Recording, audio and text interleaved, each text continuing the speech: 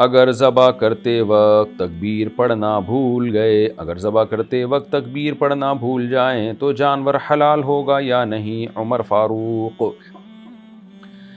دیکھیں، تکبیر پڑھنا اگر بھول گئے تو پھر جانور حلال ہوگا، جان کرنا چھوڑیں۔ اور بھولتے کیوں ہیں بھائی؟ کوشش کریں یاد رکھیں، لوگوں کو بتا دیں، جب جانور ذبح ہو تو لوگوں کو بھی چاہیے کہ وہ زور سے تکبیر پڑھ لیں تاکہ ذبح کرنے والے کو یاد آ جائے۔ پھر بھی اگر بھول گئے تو پھر معاف ہے۔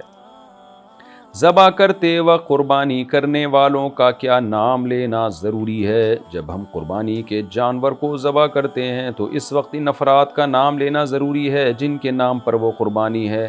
کس وقت وہ نام لیا جائے گا؟ ظہور شہزاد۔ نہیں جی، نام لینا بالکل ضروری نہیں ہے، اجتماعی قربانیوں میں تھوڑی نام لیے جاتے ہیں، بعض دفعہ لیتے بھی ہیں لوگ۔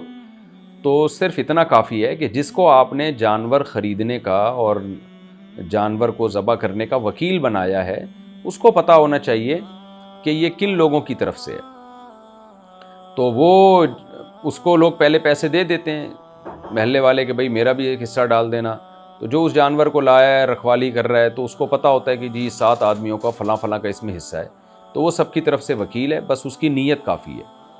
تو وہ جب ذبح کرے گا تو خود بخود ہو جائے گا، تو اس کے لیے بھی نام لینا ضروری نہیں ہے، بس اس کو پتہ ہو کہ بھائی جن لوگوں نے اس گائے میں پیسے دیے ہیں وہی ہیں، تو اتنا کافی ہے۔ اور بعض دفعہ یہ بھی ہوتا ہے پیسے کسی نے دیے ہوتے ہیں لیکن وہ کہتا ہے فلاں کی طرف سے، تو جو جانور کا جس کو نمائندہ بنایا ہے نا، تو اس کو اصل بندے کا پتہ ہونا بھی ضروری نہیں ہے۔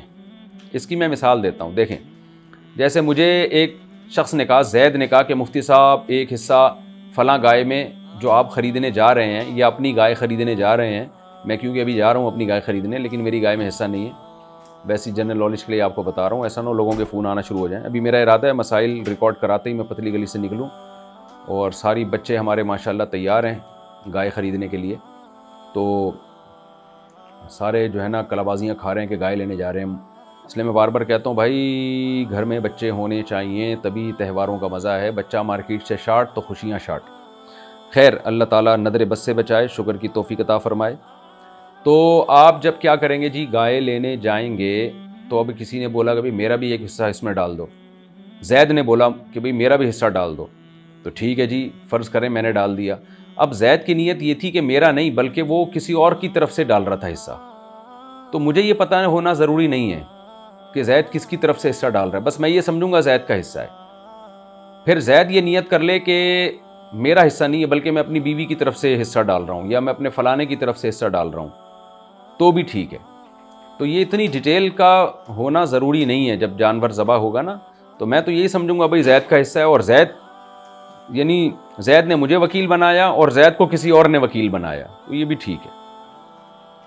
باقی نام جہاں خطرہ ہونا کنفیوژن کا کہ پتہ ہی نہیں چل رہا کس کا حصہ ہے، اس میں زید کا ہے کہ بکر کا ہے، جیسے مجھے ہی نہیں پتا کہ میں زید کا حصہ میں نے ڈالا ہے یا وسیم کا ڈالا ہے اس میں، تو مجھے ہی نہیں پتا، تو پھر تو کنفیوژن ہو جائے گی نا۔ عین موقع پہ لوگ کھڑے ہو جائیں گے کہ بھائی وہ کہے گا میرا حصہ ہے، میں کہوں گا مجھے تو یاد ہی نہیں کہ آپ کا حصہ ہے یا اس کا حصہ ہے، اس سے قربانی میں مسئلہ ہو سکتا ہے۔ تو اس لیے نام لے لیا جائے تو افضل ہے، زیادہ بہتر ہے، تاکہ لوگوں کی کنفیوژن دور ہو جائے۔